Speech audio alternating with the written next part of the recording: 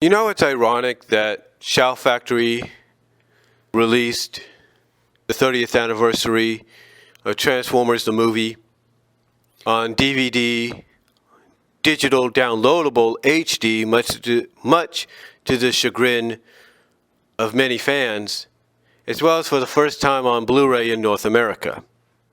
It's ironic because 1986, in which Transformers the movie came out, and its 30th anniversary release in 2016 marks 30 years since Hasbro first got into the feature film business. And my oh my, how far Hasbro has come.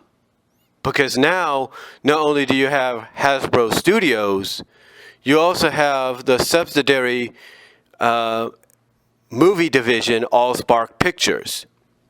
But it's, again, like I said, hard to believe how far they've come, because 30 years ago, when they distributed, courtesy of D. Leonidas Entertainment Group, DEG, when they distributed My Little Pony the movie and Transformers the movie, you wouldn't think they'd ever decide to come back or get back into the feature film business at all. Because 30 years ago, when both these films came out, they had a combined box office return of $11.8 million. Not something that you want to see, especially if you have high hopes on them being a moderate success. And the reason I say that is because both films failed to even be a minimal success. Now, don't get me wrong, as a kid back then, when you found out that Transformers and My Little Pony were getting feature films, of course you were balls to the walls excited about it. Because whether you were a boy and a girl that both liked My Little Pony and Transformers, to hear that they were heading to the big screen was like a dream come true. Like you had reached nirvana, if you catch my drift. Unfortunately, even though as kids we were excited to see our favorite characters on the big screen, or our favorite toy franchises on the big screen, like I said, from a box office business standpoint, there wasn't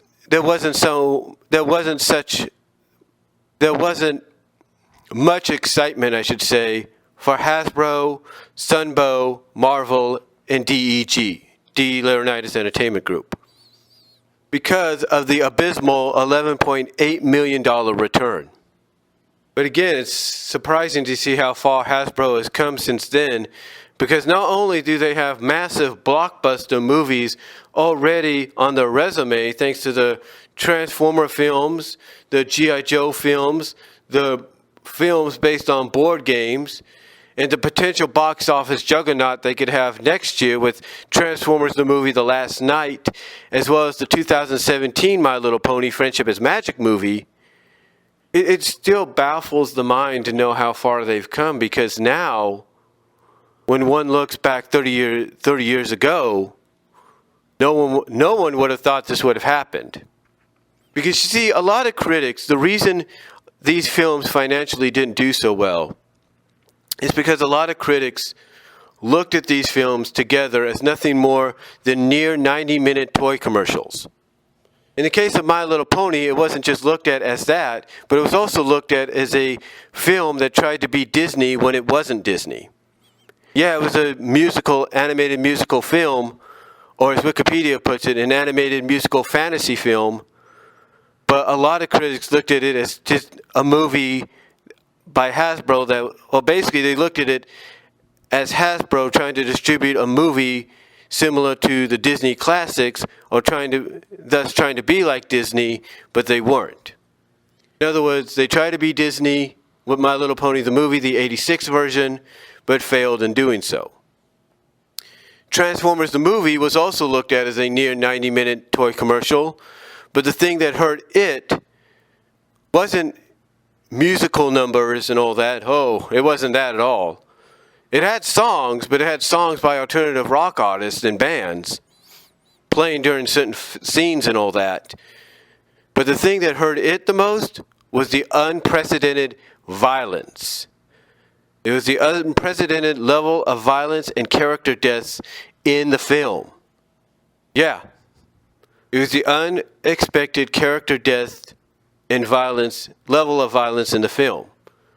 Because you think about it, you're a parent taking your young son or daughter, if not both, to go see Transformers the movie, thinking to yourself back then, oh, it's just going to be a 90-minute adaptation of the film, of the series, not even bothering to realize, hey, it's rated PG for a reason.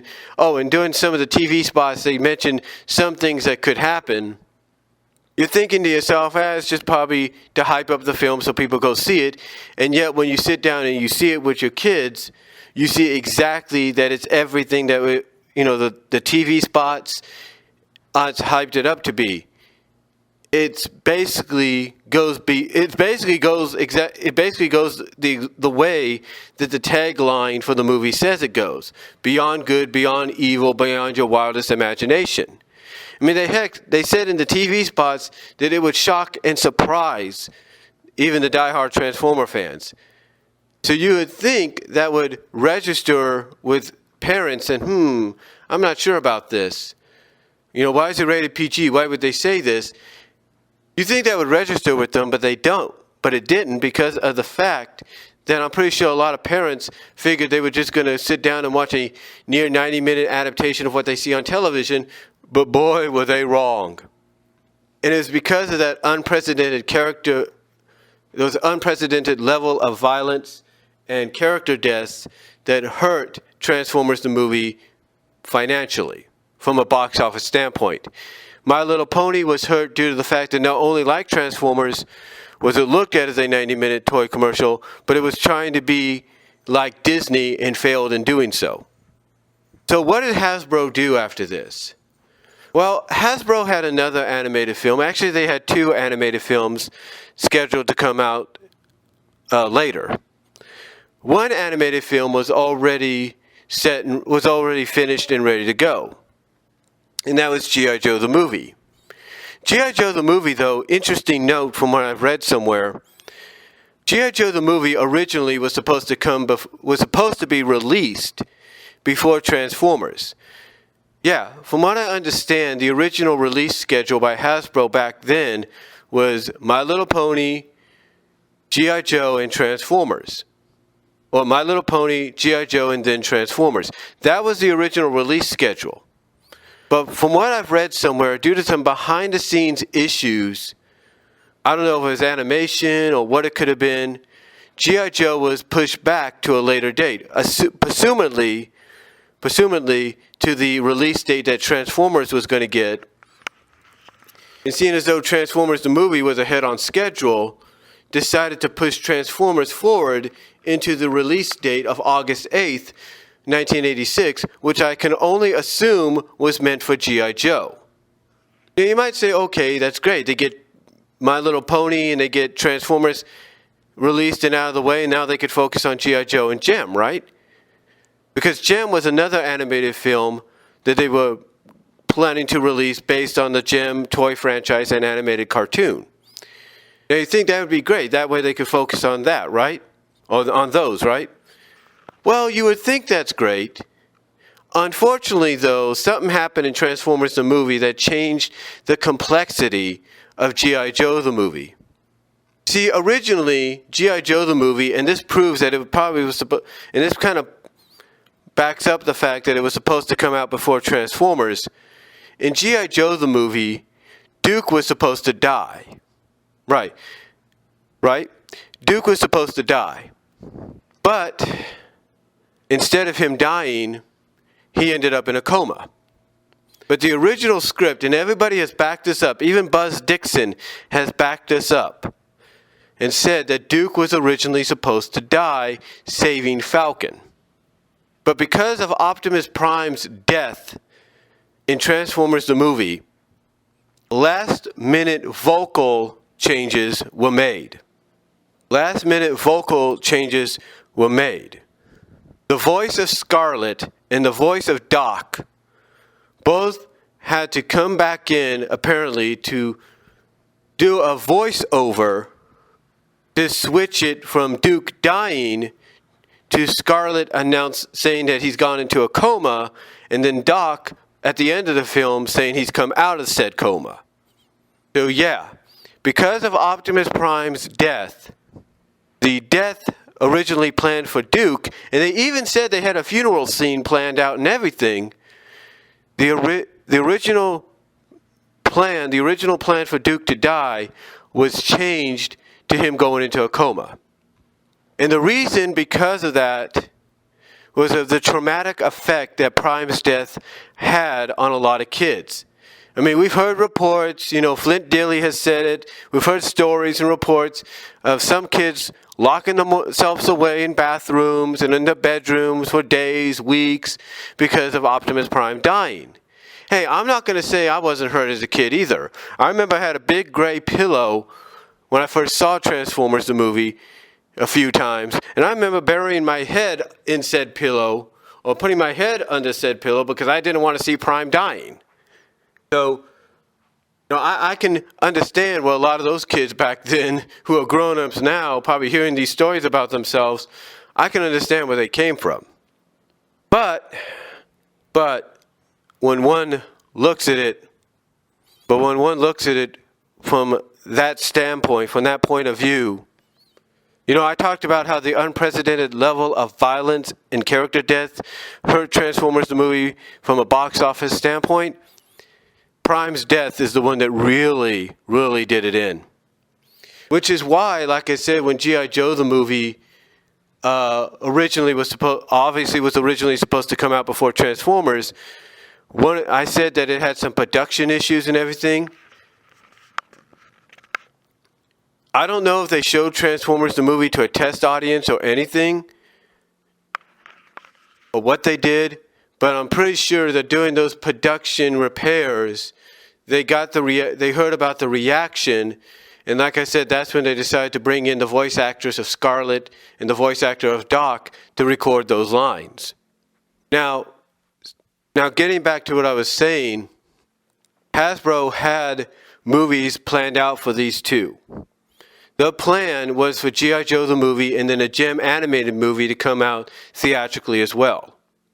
Unfortunately, due to the horrendous and abysmal box office return that both My Little Pony and Transformers had given Hasbro, they decided to put G.I. Joe the movie as a direct-to-video and direct-to-television movie and scrap the Gem animated film altogether, even though it was in development at that time. Now, we don't know if Gem's animated film was already in production, in post-production. We don't know if animation cells had been created, if animations had been created. We don't know. All we know is Gem's animated film was scrapped while it was still in development. It was scrapped and put on the shelf indefinitely. And again, going back to what I said earlier, you would think that with all this happening, you wouldn't think that Hasbro would stick their nose into the feature film business again, right? Well, I don't know if Hasbro had any more animated films come out before this, either as direct-to-video films, direct-to-television, or whatever.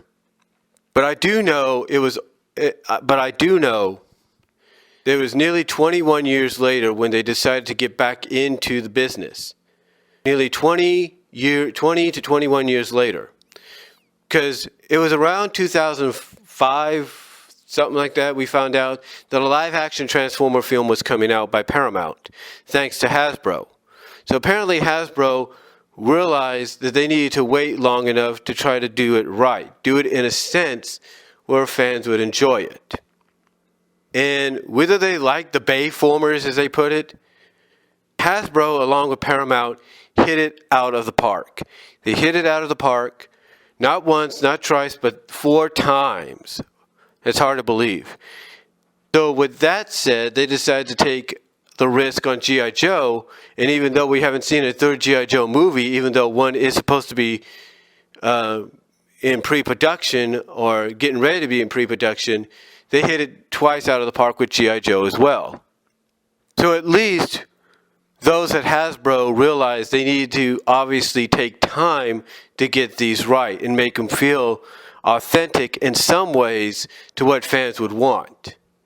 Now, have they had mostly successful films 30 years later? No. Battleship didn't do so well. Ouija, apparently the horror film, I guess did fine enough to where it's getting a prequel or something. I don't know, coming out for Halloween. So I don't know about that. But obviously, they've done financially a lot better in the past 30 years, especially with these new live action films and the potential of a big juggernaut coming up next year with Last Night and My Little Pony Friendship is Magic movie. That it's not hard to believe that plans are already being written up for them to follow in the footsteps of Marvel and DC. Well, mostly Marvel, with a Hasbro Cinematic Universe. Yeah, an HCU, if you will. An HCU, a Hasbro Cinematic Universe, which is supposed to, I guess, maybe start with the third G.I. Joe film, whether that's a continuation or a reboot, and then expand into other properties they own, like Inhumanoids, Mask, which was a Tonka, not a Tonka, but a Kenner toy line, and they got bought out by Hasbro. So Mask, Visionaries, possibly Inhumanoids, and this could all be springing from that third G.I. Joe film, whether that third one is a sequel or a reboot. It most likely will be a sequel because, there have been movies, believe it or not, where a sequel will lead into a whole new franchise, or at least lead into in this case, a cinematic universe of connecting franchises, acknowledgments to other franchises and stuff. I mean, even Cops, and I'm not talking Fox's Cops. I'm talking the ones that were once known as Cyber Cops, the Central Organization of Police Specialists. They're even being considered for a live-action film as well, all set within the cinematic universe, with the potential, even though they could say that it'll be their own separate thing, with the potential that Transformers, even though they're going to be their own cinematic universe, could also be part of this as well. So, again, it's hard to believe how far Hasbro has come in 30 years. Because 30 years ago, when My Little Pony and G.I. Joe came out, My Little Pony and Transformers, I should say, the animated films came out in 1986, and they got that box office return, which was just abysmal, was just pathetic. No one would have ever thought they'd be back on the big screen. No one ever thought Hasbro would venture back to the big screen, venture back into theatrical film, but they've done that, and they've done it very successfully, whether we've liked what they've produced or we haven't. So it's hard to believe that in 30 plus years, or in 30 years I should say, Hasbro has turned a huge corner. And now, when you look towards the future, as far as franchises go, you got Transformers' fifth movie. You got a fifth Transformers movie coming out called Last Night, which is going to introduce us to the live-action version of Hot Rod. You've got a My Little Pony movie based on an established My Little Pony series that's being released in theaters and not being released after, just 2 primetime specials, but being released after 6, 7 seasons of an established animated film, so people know who the characters are and they can get emotionally invested into the story. They've got that coming, and the possibility of another G.I. Joe movie, a third G.I. Joe movie with a sequel or a reboot, mostly likely a sequel, that could lead us into a Hasbro Cinematic Universe. So again, it's hard to believe to see how far Hasbro has come when it comes to feature films. So that's really all I could say. That's all I can really say, on how far, Hasbro has come in the 30 plus years. So let me know what you guys think down below. Did you ever think, growing up in the 80s, if you're like me, you grew up in the 80s, did you ever think Hasbro would make it this far in 30 years, do what they've done, and even after the abysmal box office return that it got? Let me know down below. Comment if you like.